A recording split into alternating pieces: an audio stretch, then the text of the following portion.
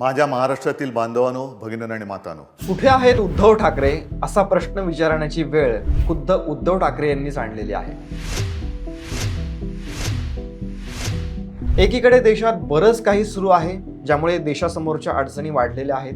दुसरीकडे उद्धव सेनेतही काहीतरी सुरू आहे ज्यामुळे उद्धव सेनेचे पक्षप्रमुख, माजी मुख्यमंत्री आणि माजी विधान परिषद सदस्य माननीय उद्धव ठाकरे यांच्या समोरच्या अडचणी देखील वाढलेल्या आहेत. त्याला उद्धव ठाकरेच जबाबदार आहेत. विशेषतः तब्येतीच्या कारणास्तव घराबाहेर न पडणारे उद्धव ठाकरे विधान परिषदेमध्ये देखील दांडी बहाद्दर ठरलेले आहेत. तसंही त्यांना ना सभागृहाच्या कामात इंटरेस्ट आहे ना लोकांचे प्रश्न सोडवण्यात. नाहीतर देशभर इतके मुद्दे असताना सुद्धा उद्धव ठाकरे काहीतरी तरी बोलायला बाहेर आले असते आणि याचं कारणही तुम्हाला माहिती आहे. ते बाहेर येत नाहीत म्हणून त्यांचे लोक सेनेतून बाहेर पडतायत का, हाही प्रश्नच आहे. आताही काही नावं चर्चेत आहेत. ऑपरेशन टायगरचा पुढचा अंक सुरू होतोय का? उरलेल्यांपैकी उद्धव ठाकरेंना सोडू शकतील असे लोक कोण? विधान परिषदेतले दांडी बहाद्दर म्हणून उद्धव ठाकरेंनी काँग्रेसच्या कोणत्या आमदाराचा आदर्श घ्यायला हवा? उद्धव सेनेला अडचणीत आणू शकणारा पक्ष आणि चिन्हाचा निकालही उद्धव ठाकरेंच्या विरोधात जाणार का? अशा विविध प्रश्नांची सविस्तर उत्तरे या व्हिडिओमध्ये देणार आहोत. सो पूर्ण पहा आणि चॅनलला सबस्क्राईब करा. नमस्कार, मी प्रदीप. मूड फ्रेश करणाऱ्या मराठी मूडमध्ये आपल्या सगळ्यांचं स्वागत. उद्धव ठाकरे जनतेच्या प्रती किती उदासीन आहेत हे वेळोवेळी दिसून आलेलं आहे. त्याचं ताजं उदाहरण म्हणजे उद्धव ठाकरेंच्या विधान परिषदेतल्या उपस्थितीविषयी सुरू झालेली चर्चा.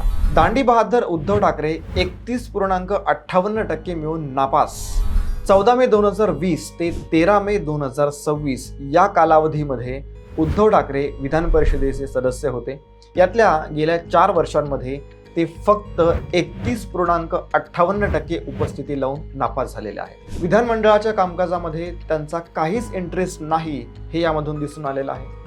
तसं तर जनतेच्या प्रश्नांमध्ये ते किती इंटरेस्टेड असतात हाही एक संशोधनाचा विषय आहे. सध्या इंधन दराचा भडका उडालेला आहे, गॅस महागलेला आहे, पेपर फुटीचं प्रकरण आहे, त्यानंतर बलात्काराच्या घटना आहेत. काय काय सांगायचं? यातल्या कुठल्याच विषयावरून सरकारला प्रश्न विचारावेसे वाटत नाहीत उद्धव ठाकरेंना. मान्य आहे ते आजारी असतात, पण संजय राऊत जसं नित्यनियमाने पत्रकार परिषद घेतात तसं किमान महत्त्वाच्या विषयांवर तरी बोलणं गरजेचं आहे.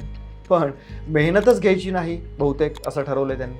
त्याचा परिणाम बघा, हळूहळू त्यांच्या ताब्यातली सेना ही गळतीये. म्हणजे स्थानिक पातळीवरती गळती तर आहेच आहे, पण मोठमोठ्या नेत्यांचीही नावं माध्यमं घेत आहेत. उद्धव सेनेचे हिंगोलीचे खासदार नागेश पाटील आष्टीकर यांनी नुकतीच एकनाथ शिंदे यांची भेट घेतली. हे होतं ना होतं तोच आणखी एक बातमी समोर आली की भाऊसाहेब वाकचौरे यांनी उदय सामंत यांची भेट घेतली. त्याआधी नाशिकमध्ये भाऊसाहेब वाकचौरे यांनी तर श्रीकांत शिंदे यांची भेटच घेतली नाही, तर एकाच व्यासपीठावरती एकमेकांचं गुणगाणही त्यांनी गायलं आणि वरून स्पष्टीकरण द्यायलाही ते विसरले नाहीत. या 3 खासदारांची नावं चर्चेत तर आहेतच आहेत, पण त्याशिवाय संजय दिना पाटील यांनीही काही दिवसांपूर्वी उदय सामंत यांची भेट घेतलेली. परभणीचे आमदार संजय जाधव यांचंही नाव माध्यमे मध्येच चर्चेमध्ये घेत असतात. आता हे लोक पक्ष बदलतील की नाही यासाठी थोडी वाट बघायला लागेल, पण या निमित्ताने ऑपरेशन टायगरचं टेन्शन उद्धव ठाकरेंच्या पक्षाला आलंय का हे दिसतं. या माध्यमातून 7 खासदारांचा आकडा सांगितला जातोय. अर्थात त्यांची नावं ही समोर आलेली नसली तरी धडकी मात्र उद्धव सेनेला नक्कीच आहे. संबंधित नेत्यांकडून विकास कामांचं थातुरमातुर कारण दिलं जात आहे, पण भेटीत नेमकी काय चर्चा झाली हे सांगायला कोणीही तयार नाहीये.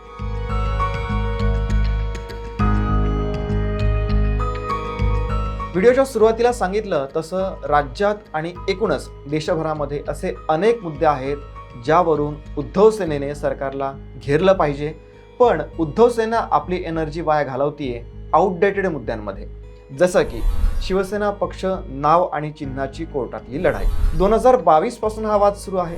पहिल्या दिवसापासून आमचं हेच म्हणणं होतं, मी जे निवडणूक आयुक्तांबद्दल माझं ठाम मत नोंदवलं, आता सुद्धा नोंदवलं, त्याला कारणच ते होतं की शेवटी पक्ष वेगळा असतो आणि पक्षाचे प्रतिनिधी, लोकप्रतिनिधी हे वेगळे असतात. कोर्टाच्या तारखा आणि निकाल याविषयी उद्धव ठाकरे यांना जराही कल्पना नाहीये का? 2022 पासून कितीतरी निवडणुका झाल्या, यामध्ये सपाटून माराही खावा लागला लोकसभा वगळता. तेही खासदार काही खुश नाहीत सध्या उद्धव सेनेमध्ये. तर सांगायचा मुद्दा हाच आहे की या केसच्या निकालासाठी तारखांवरती तारखा पडत आहेत. अंतिम तारखा किंवा अंतिम सुनावणी ही आता सुरू झालेली आहे आणि पुढची तारीख ही 30 जुलै 2026 ही देण्यात आलेली आहे. पण पक्ष आणि चिन्हाचा अट्टहास का करत आहेत उद्धव ठाकरे? मशालीच्या चिन्हावरच तर तुम्ही लोकसभेत यश मिळवलं होतं ना.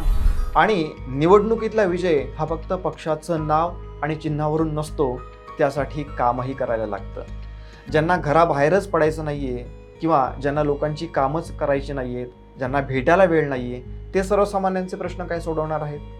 आत्ता जी विधान परिषदेतल्या उपस्थितीची आकडेवारी समोर आलेली आहे त्यातही उद्धव ठाकरे नापास झालेले आहेत. मग त्यावर विरोधी पक्षनेते अंबादास दानवे यांनी सारवासारव केली की उद्धव ठाकरे सभागृहात कधी आले तर 4 दिवसांचं काम एका दिवसात करतात. आता यावर कोण विश्वास ठेवेल? किमान खरं वाटेल अशी तरी बाजू घ्या किंवा तशी वक्तव्य करा. तुमचे सहकारी असलेले काँग्रेसचे एक आमदार आहेत विधान परिषदेतले राजेश राठोड. त्यांनी 6 वर्षांतील 18 पैकी 13 अधिवेशनांमध्ये 100% उपस्थिती नोंदवली. राजेश राठोड हे जालना जिल्ह्यातले आहेत. बंजारा समाजामध्ये लोकप्रिय असलेले नेते आहेत. सभागृहातलं त्यांचं सातत्य, त्यानंतर उपस्थिती आणि कार्याची दखल घेऊन त्यांच्यावरती विधिमंडळ काँग्रेस पक्षाच्या प्रतोदपद म्हणजेच व्हीप या पदाची मोठी जबाबदारी देखील काँग्रेस पक्षाने त्यांच्यावरती सोपवलेली होती आणि ती त्यांनी यशस्वीरित्या पार पाडलेली. शशिकांत शिंदे यांनी 18 पैकी 11 अधिवेशनांमध्ये पूर्ण उपस्थिती राखली. या उलट उद्धव ठाकरेंनी 2022 मध्ये मुख्यमंत्री पदाचा राजीनामा दिल्याच्या नंतर पावसाळी अधिवेशनामध्ये फक्त एकदाच उपस्थिती लावली. 2026च्या अर्थसंकल्पीय अधिवेशनामध्ये देखील 16 पैकी फक्त 4 बैठकींना ते उपस्थित होते. तेव्हा छोट्या छोट्या भागामधून, छोट्या छोट्या जिल्ह्यातून येणाऱ्या पण कार्यक्षम असलेल्या अशा आमदारांकडून शिकण्याची वेळ उद्धव ठाकरे यांच्यावरती आलेली आहे. अर्थात आपल्या अकार्यक्षमतेमुळे 40 ते 50 आमदार खासदार सोडून गेले, त्याचा त्यांच्यावरती काही फरक पडला नाही. तिथे विधान परिषदेतल्या उपस्थिती किंवा अनुपस्थितीचं एवढं काय लावून घेतील ते? ही शक्यताच नाही आहे. असे आपले उद्धव ठाकरे मगाशी सांगितलं तसं जर का हे 7 खासदार किंवा त्यातले काही जण खरंच उद्धव सेना सोडून गेले तर उद्धव ठाकरेंना काही फरक पडेल का? तुम्हाला काय वाटतं? आणि जी काही सेना आता उरलेली आहे तिला उतरते का, लागली आहे का? त्याला उद्धव ठाकरे हेच जबाबदार आहेत का? हे तुम्ही आम्हाला कमेंट करून नक्की सांगा. या व्हिडिओमध्ये इतकंच. जय हिंद, जय महाराष्ट्र.